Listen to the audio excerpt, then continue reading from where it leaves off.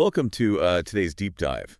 We have a truly fantastic mission today. We really do. We are exploring a legendary, incredibly fascinating piece of 1965 science fiction that takes humanity's absolute obsession with punctuality and pushes it to its most terrifying extreme. Right. Today, we're diving deep into some fascinating literary history, pulling from a detailed Wikipedia article on the iconic short story, Repent, Harlequin, said the Ticktockman, by the brilliant American writer Harlan Ellison. It is an absolute classic. It is.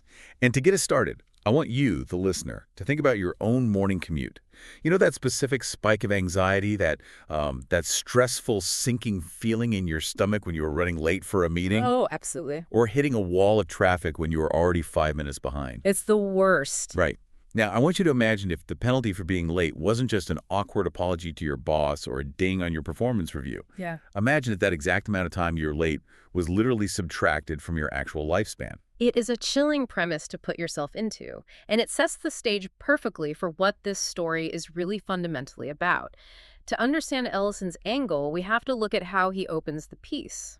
The research notes that the story begins with an epigraph from Henry David Thoreau's famous essay, Civil Disobedience. For anyone unfamiliar, an epigraph is essentially a short quotation placed at the beginning of a book or a chapter to telegraph its core theme. Exactly, and Thoreau's Civil Disobedience is basically the ultimate manual for resisting unjust authority. Thoreau's whole philosophy in that essay is that when a government machine demands you commit an injustice, you have a moral obligation to be the friction that stops the machine. Right out of the gate, that sets a tone. It does. By placing that quote right at the start, Ellison is signaling that this isn't just a futuristic thriller with flying cars. This is going to be a heavy philosophical tale about systemic rebellion against an unyielding, rigid authority. It tells you immediately that you are stepping into a battle between the individual spirit and the mechanical grind of society. Oh, wait. Let's unpack this. The dystopian setup of Ellison's universe. Because it is unbelievably grim. We are talking about a future where time is strictly regulated.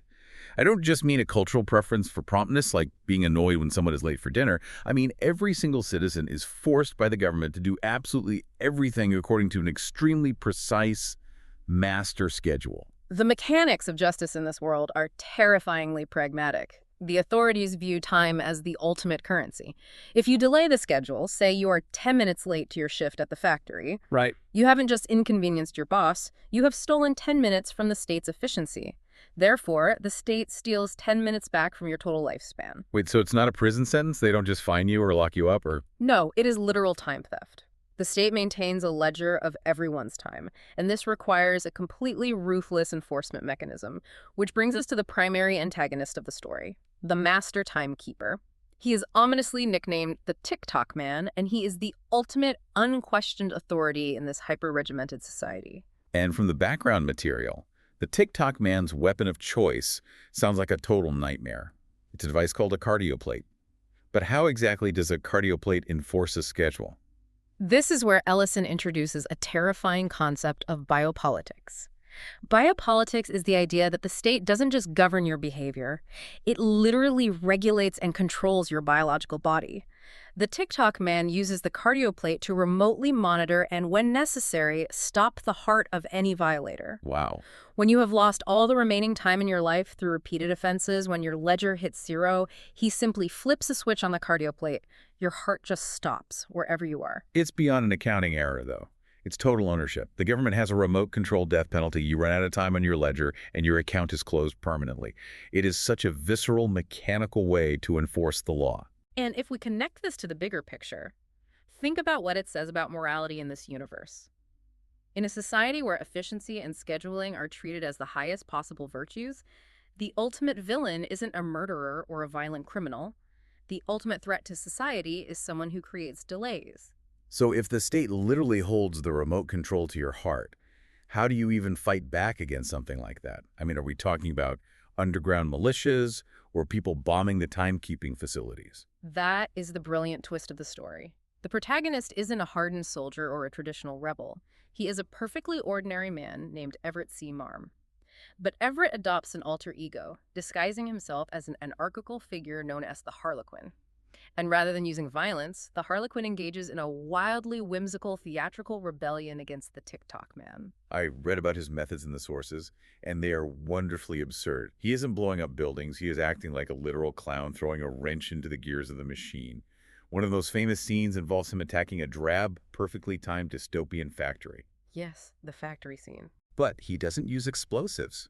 He showers the factory workers with thousands and thousands of multicolored jelly beans. Just picture the visual contrast of that.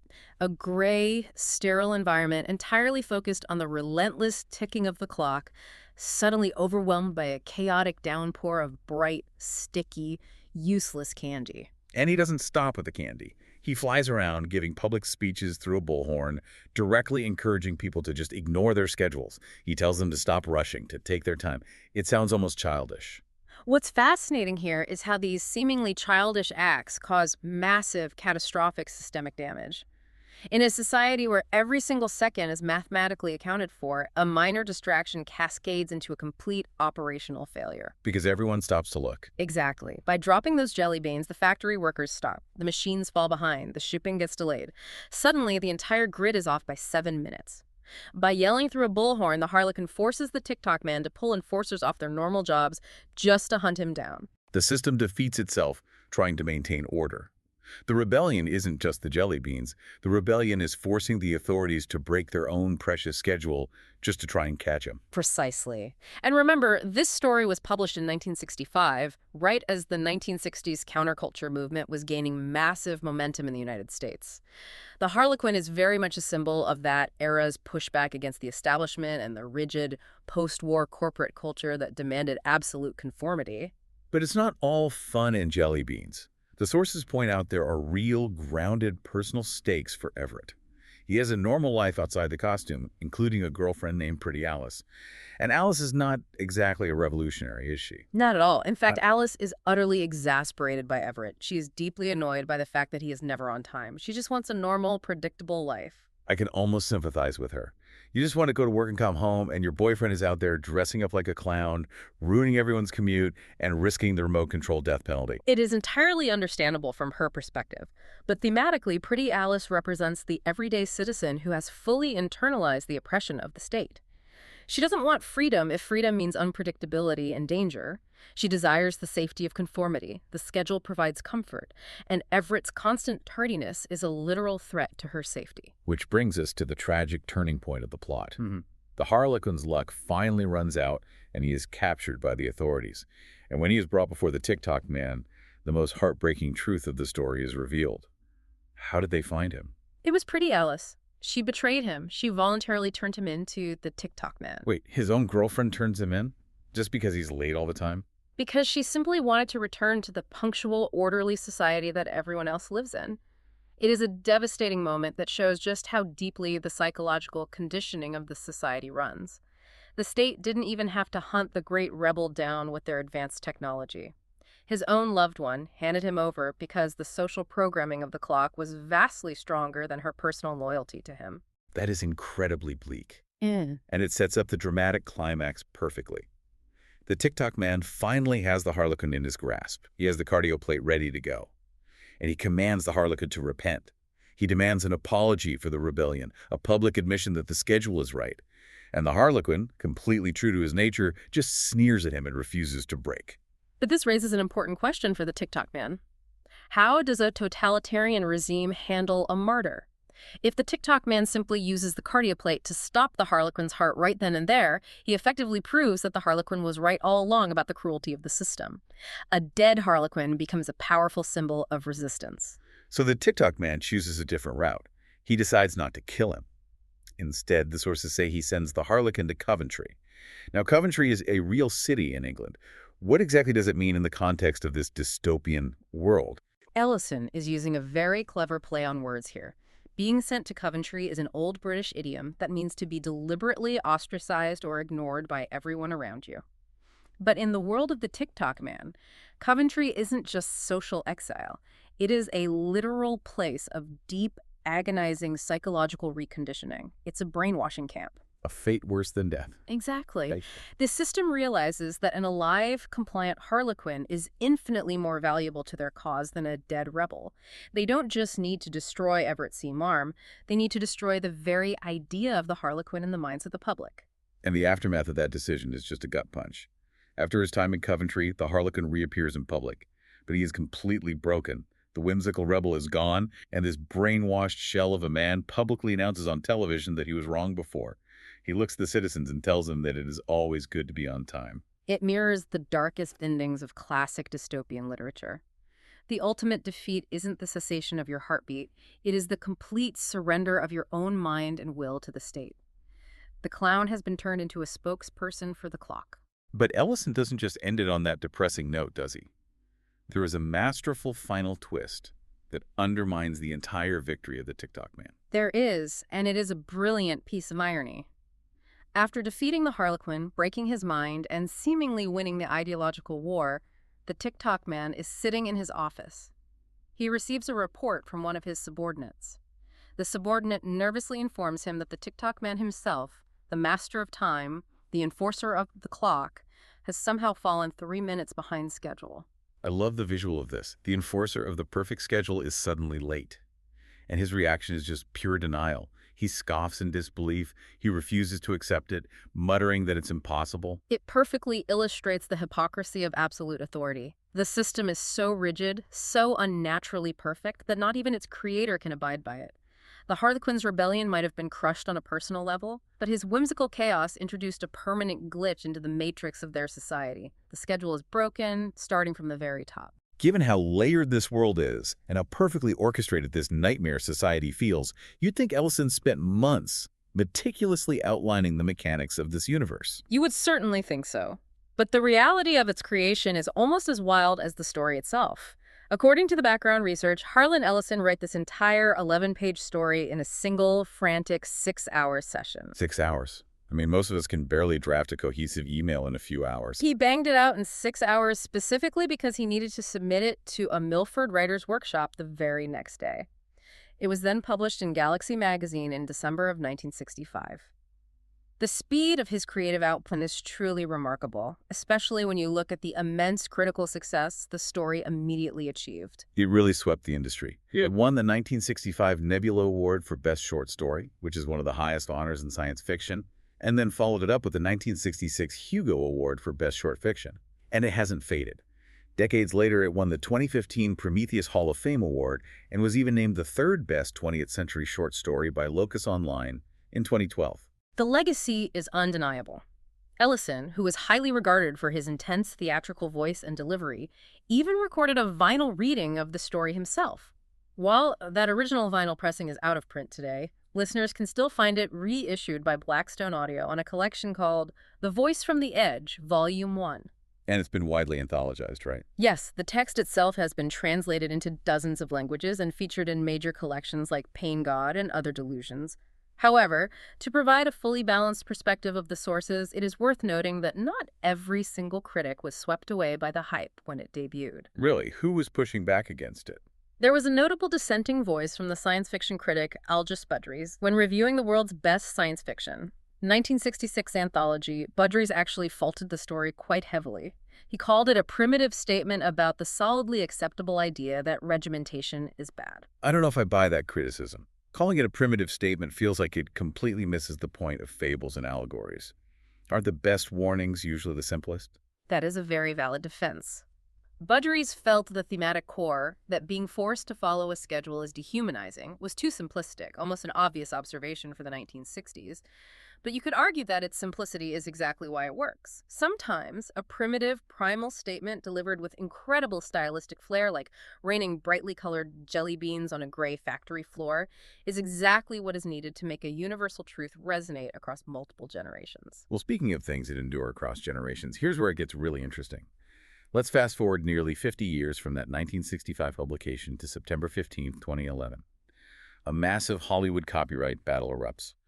Harlan Ellison filed a federal lawsuit in California against the production company, New Regency, and the director Andrew Niccol over a major studio film.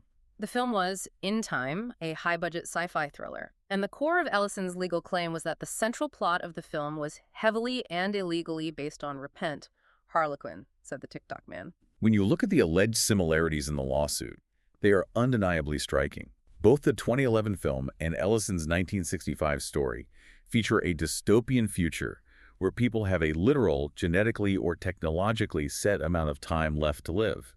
In both properties, that remaining time can be revoked or altered by a recognized, highly official authority figure who is literally known as a timekeeper. The parallels are absolutely there, which is why the progression of this legal battle became such a roller coaster to watch.